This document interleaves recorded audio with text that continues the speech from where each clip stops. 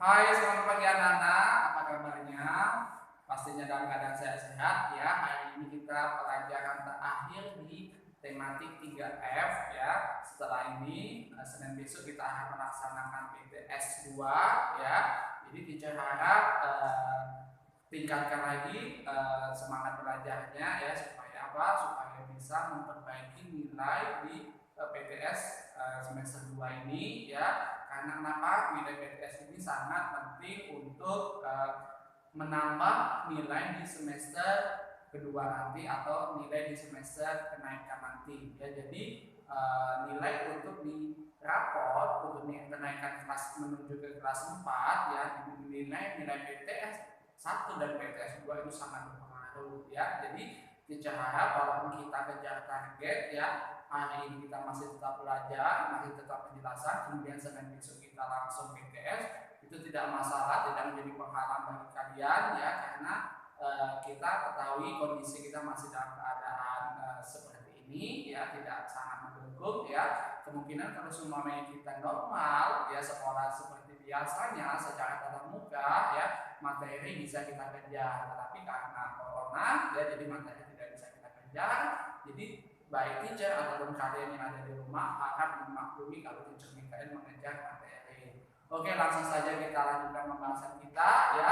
Nanti habis penjelasan ini kita akan langsung ke PH yang kedua di tematik 3F ya. Jadi jangan kaget ya, tidak ada tugas untuk kalian hari ini ya, tapi dilanjutkan penilaian harian ya. Karena kita penilaian harian, jadi bonusnya untuk kalian adalah tidak ada tugas ya, jadi nggak masalah ya, tetap semangat pastinya. Oke, langsung saja kita lanjutkan pembahasan kita. Kita akan belajar tentang tanggal 12 ya, tanggal 12 pelajaran 5 dan pelajaran 6 ya. Langsung saja pembahasan kita masuk ke bahasa Indonesia ya. Di sini kita akan belajar tentang menulis laporan suatu kegiatan ya. Di pembelajaran sebelumnya ya, kita sudah pernah belajar bagaimana cara kita membuat suatu laporan dari kegiatan ya. Apa saja sih hal-hal yang perlu kita perhatikan ketika kita hendak membuat laporan suatu kegiatan. Kalian bisa lihat di buku kalian pada halaman 114 ya. Di situ ada beberapa hal-hal yang perlu kalian perhatikan ketika kalian membuat suatu laporan kegiatan ya. Yang pertama adalah kegiatan yang dilakukan ya. Kegiatan itu apa yang akan kalian lakukan, ataukah tentang menghemat energi ya, ataukah tentang kegiatan perlombaan, ataukah kegiatan tentang pelestarian alam ya, dan lain sebagainya ya. Jadi kalian bisa menentukan tema dari suatu kegiatan yang akan kalian lakukan ya. Kemudian kalian lanjutkan ke tahapan yang kedua, yaitu waktu pelaksanaan kegiatan. Waktunya kapan, hari apa ya, kemudian tanggal berapa, bulan berapa, tahun berapa, kemudian tidak lupa jam ya, jamnya jam berapa, kemudian tempatnya di mana ya, tempat dilaksanakannya kegiatannya di mana, ataukah di rumah ya, ataukah di sekolahan, ataukah di lingkungan masyarakat ya. Setelah itu lanjutkan kesulitan yang dialami waktu melaksanakan kegiatan ya, kesulitan apa saja yang kalian alami, kemudian bagaimana cara penyelesaian kesulitan tersebut, ataukah kalian bertanya kepada orang yang lebih paham, ataukah kalian meminta bantuan kepada orang ya. Nanti kalian bisa selesaikan sebagai bahan latihan. Yang selanjutnya adalah keberhasilan kegiatan yang dilakukan ya. Apakah kegiatan yang kalian lakukan itu sudah berhasil atau tidaknya ya, nanti bisa dilihat dari kegiatan yang sudah kalian lakukan.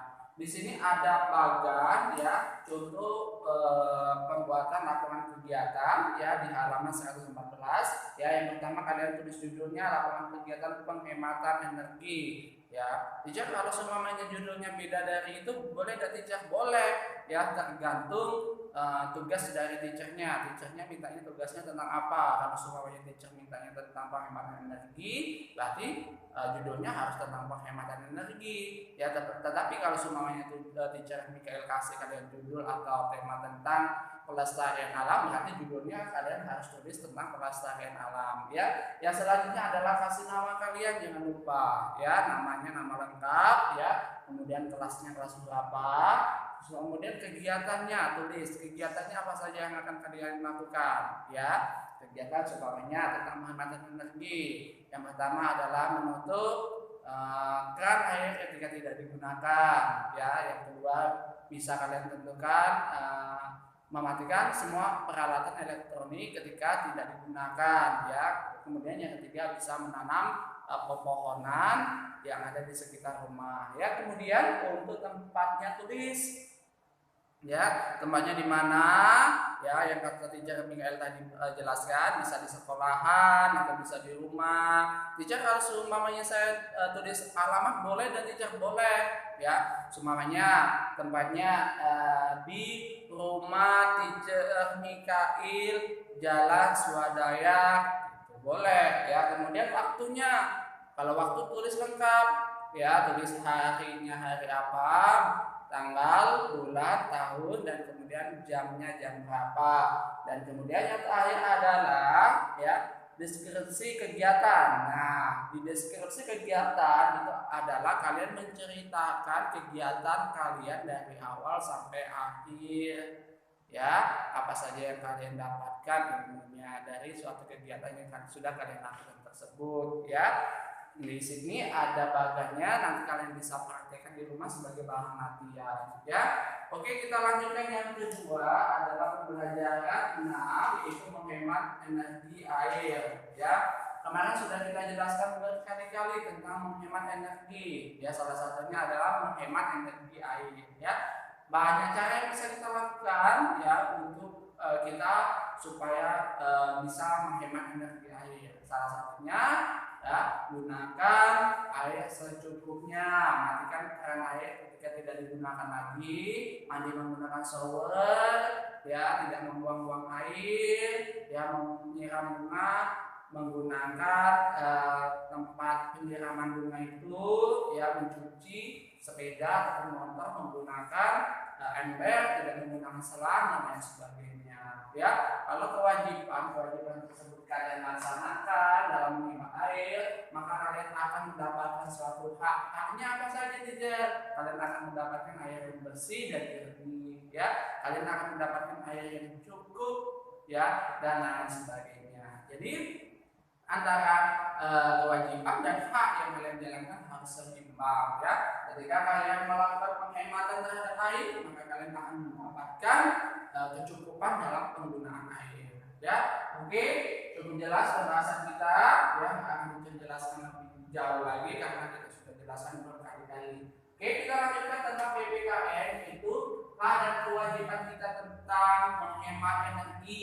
Sama ya, pembahasan kita masih ada kaitannya dengan pembahasan sebelumnya ya, yaitu tentang hak dan kewajiban dalam menghemat energi. Ya, apa saja hak kita? Sangat banyak ya. Hak kita menutup keran air, mematikan lampu, mematikan alat-alat elektronik, menanam tumbuhan, membuang sampah pada tempatnya, ya, itu hak kewajiban yang perlu kita lakukan. Sedangkan ketika kewajiban sudah kita jalankan, maka kita akan mendapatkan hak apa? Hak berupa udara yang bersih dan segar, air yang jernih dan cukup, ya, kemudian lingkungan yang segar, ya. Masih banyak lagi hak-hak yang bisa kalian dapatkan ketika kalian telah menjalankan kewajiban. Kewajiban dan hak harus dijalankan secara berimbang. Utamakan terlebih dahulu kewajiban kalian, baru kalian menuntut hak. Ya, hak itu adalah segala sesuatu yang harus kita peroleh, sedangkan kewajiban segala sesuatu yang harus kita laksanakan. Yang mana yang harus kita laksanakan? Laksanakan terlebih dahulu kewajiban, kemudian baru menuntut hak. Ya, antara hak dan kewajiban harus dijalankan secara seimbang. Oke, jadi jelas. Kita lanjutkan pembahasan kita matematika. Ya, silakan dilihat pada halaman 115. Ya, kemarin teacher sudah jelaskan kalian bagaimana cara menghitung ya, baik itu lilin ataupun luas dari bangun persegi satuan. Masih sama pelajaran kita di pembelajaran 5 dan pembelajaran 6, masih ada kaitan di pembelajaran 3 dan pembelajaran 4, yaitu menghitung luas dan keliling dari bangun persegi satuan. Kalian bisa lihat di halaman 115, di situ ada sudah bangun ya. Yang pertama bangunnya kalian bisa perhatikan ada bangun persegi satuan setengah ya, ada bangun satu persegi yang utuh ya. Bangun persegi satuan setengah utuh dulu ya. Bangun persegi satuan utuh bentuknya kotak ya, bentuknya kotak utuh ya, dia utuh penuh. Sedangkan setengah persegi satuan itu berarti dia setengahnya atau dalam bentuk segitiga ya, berarti ini nilainya setengah dari persegi satuan. Jadi kalau seumpamanya untuk mendapatkan utuh satu persegi satuan maksimal itu berarti kalian harus punya 2 bangun persegi satuan ya, 2 bangun setengah persegi satuan. Nah, berarti nilai dari 2 dari setengah persegi bangun satuan ini berarti dia nilainya 1. Ini sama-sama 1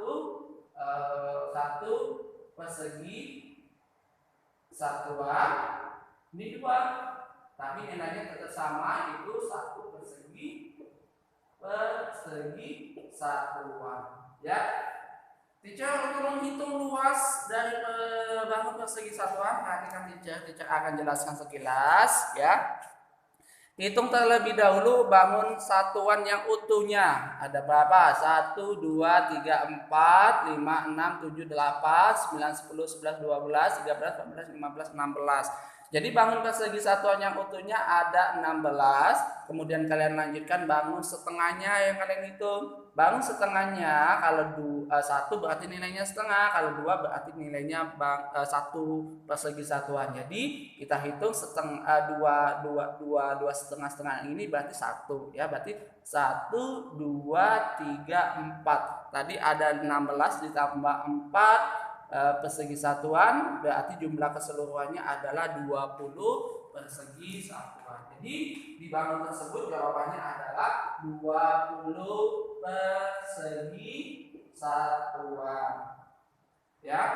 Oke, di situ ada lagi contohnya, hitunglah luas bagian yang diwarnai berikut. Nanti kalian silakan hitung ya. Kita hitung bareng-bareng dulu ya. Kita hitung. Perhatikan ya, kita hitung bangun persegi satuannya dulu. Ya, ada 1, 2, 3, 4, 5, 10, 10 tambah 1, 1 berarti 14 ya, 14 bangun persegi satuan. Kemudian yang setengahnya kita hitung ya, yang setengahnya juga kita hitung. 1, 2, 3, 4, 5. Ada 5 ya, 5 ditambah 14 tadi berapa? Ada 19 persegi satuan ya. Nanti sebagai bahan latihan di rumah kalian boleh mengerjakan ayo berlatihnya.